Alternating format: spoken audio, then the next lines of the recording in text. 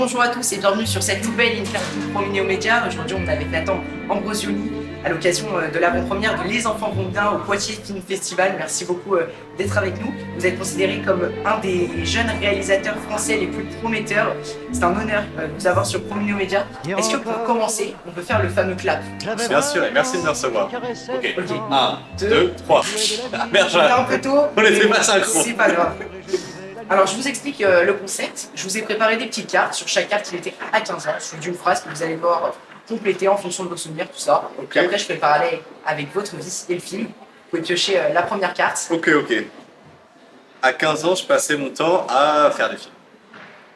Ouais, j'ai vu que vous avez commencé votre premier film à 12 ans, c'est ça? Ouais, c'est ça. C'était vraiment avec mes potes et de façon complètement amateur et autoproduite. Mais c'est vrai que j'ai passé toute mon adolescence à essayer de fabriquer des films avec mes amis et ça a été très formateur et j'en suis très heureux d'avoir commencé comme ça.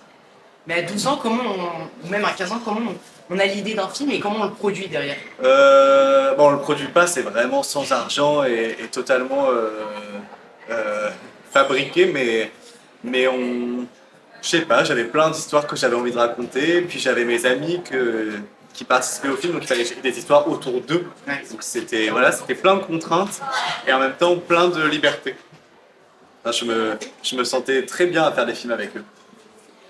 Et justement, dans le film Les Enfants Vont Bien, qui sort le 3 décembre au cinéma, Suzanne, Salut. qu'est-ce que tu fais là? J'ai pas le droit de venir voir ma sœur sans rendez-vous. Bah si, t'as le droit. Je suis fatiguée. On se parlera demain. On prendra le temps. Hello, ma mère.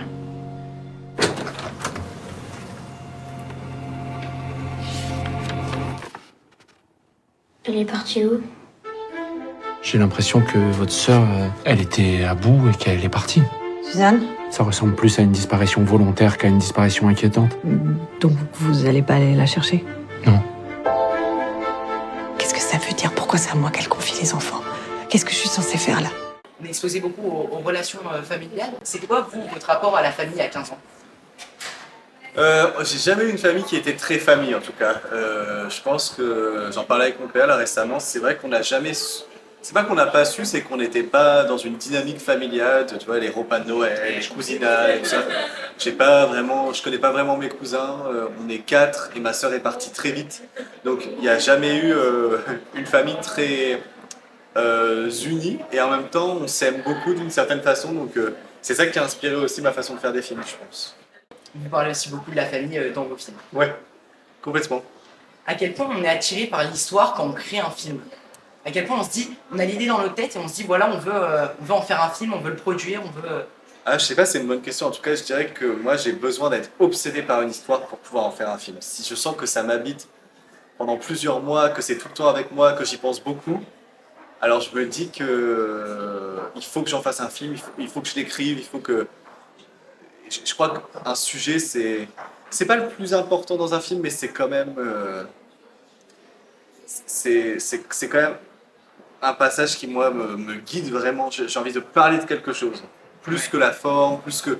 Même si c'est très important pour moi de penser à comment un film va se représenter en image, mais c'est vraiment l'envie de parler de quelque chose qui me guide dans mon cinéma. Ouais, je comprends. Est-ce que je retire une carte? Ouais. Vas-y. La prochaine, À 15 ans, mon idole était... C'est une bonne question. Mon idole était James Wan, qui est un réalisateur et producteur de films d'horreur, Conjuring et tout, Insidious. À 15 ans, c'était ça, parce que j'avais pas encore découvert le cinéma d'auteur, j'avais pas encore découvert d'autres choses, donc c'était vraiment lui où je me disais, c'est fou ce qu'il fait et j'aimerais faire des films un jour comme lui. vous êtes très proche de Camille Cotin. Comment vous l'avez rencontrée? J'ai écrit un film pour elle et on lui a envoyé le scénario par son agent et elle a aimé et c'est elle qui a décidé de me rencontrer. Et on est devenus amis tout de suite. Et Elle a dit adoré. Ouais, elle avait vraiment aimé le film et c'est comme ça qu'on s'est rencontrés, en travaillant ensemble et c'est devenu une amie et je l'aime énormément. Je suis très reconnaissant d'avoir Camille dans ma vie. Ouais, c'est beau. C'est quoi votre film qui vous a le plus inspiré? C'est une bonne question. Je dirais que, en tout cas, le tout premier qui m'a donné envie de faire des films, c'est Esther, un film d'horreur. Ok.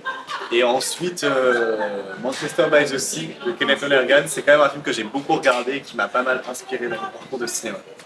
Pour revenir un peu sur les idoles, est-ce que plus tard vous pensez que vous pourriez être l'idole des jeunes réalisateurs? Non, je pense pas quand même. Bah, on sait pas, après vous êtes jeune pour l'instant.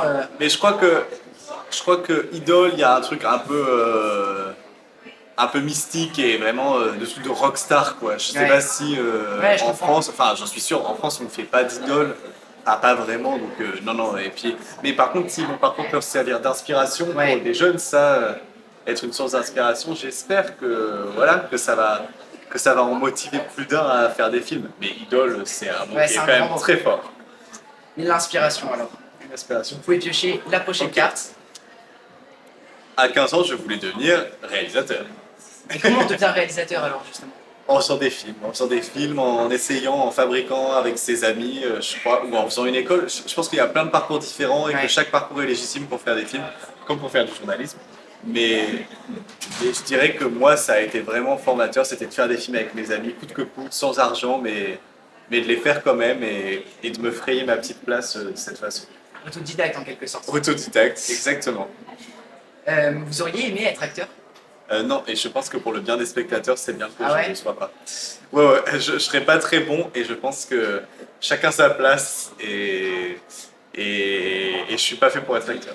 Après, c'est deux métiers complètement différents. Exactement. Aussi, ouais. C'est quoi le conseil que vous donneriez à un jeune pour se lancer voilà, dans le cinéma? Vous pouvez parler directement à la caméra. Bah, ce que j'ai dit, c'est de faire des films quand on a le temps, quand on peut. C'est de trouver des partenaires de cinéma avec qui fabriquer, que ce soit des courts-métrages, des longs-métrages, n'importe quelle forme de fiction. Tout est important, chaque film compte et j'y crois sincèrement. Très beau conseil. Prochaine carte, Alexandre. Prochaine carte. À 15 ans, j'avais peur de. À 15 ans, j'avais peur de mourir, comme aujourd'hui.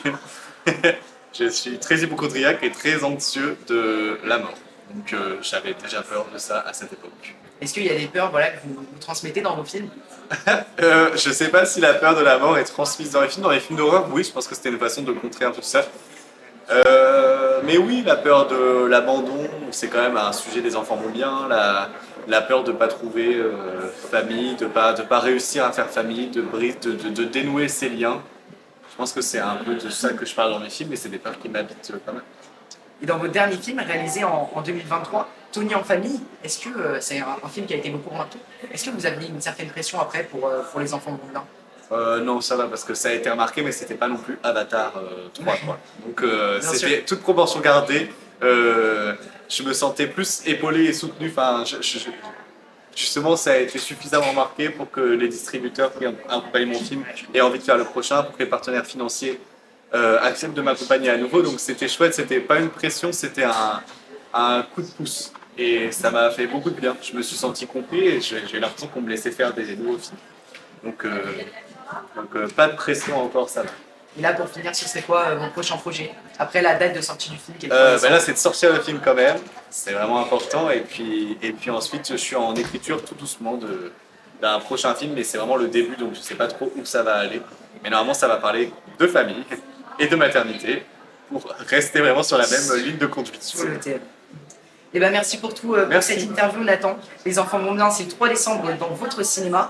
Merci beaucoup au Poitiers Film Festival de m'inviter. Prominéo Média, c'est à découvrir sur Instagram, TikTok, Facebook et Spotify. N'hésitez pas à liker, commenter et partager. Plus vous serez nombreux sur cette chaîne, plus on pourra faire des interviews. Merci d'avoir regardé, c'était Prominéo Média. Ouais, il est dur à dire quand même. Ouais, il est dur à dire. Attends, mais moi je suis vraiment pas vendeur. Pas de soucis, c'est pas grave. Abonnez-vous à. Attends, mais j'arrive même pas. Parce que tu vois, tu vois pourquoi je serais pas acteur? Parce que c'est même pas si compliqué à dire. Prominéo Média. Abonnez-vous à Prominéo Média.